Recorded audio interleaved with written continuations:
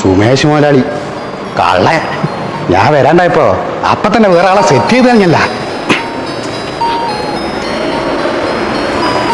അല്ല ബൈ, സുമേഷ് മുതലാളി എനിക്ക് എത്ര തരാന്നാ പറഞ്ഞേ?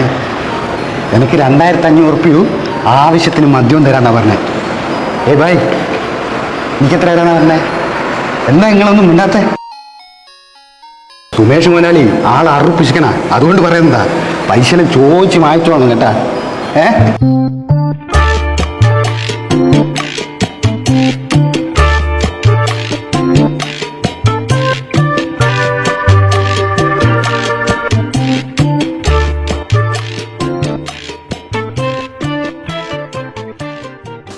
അല്ല, നമ്മൾ സുമേഷ് മുതലാളി എടുത്തി.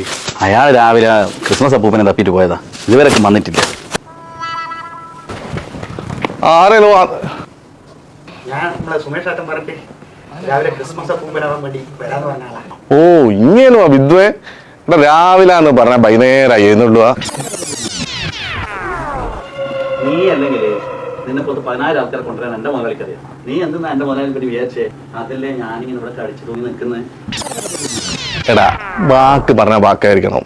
എന്റെ മുതലാളി ഒരു കാര്യം തീരുമാനിച്ചിട്ടുണ്ടല്ലേ, അത് നടത്താൻ വേണ്ടി ഏത് അറ്റം വരെ മൂപ്പര് പോകും. അതാണ് ഞങ്ങളെ മുതലാളി.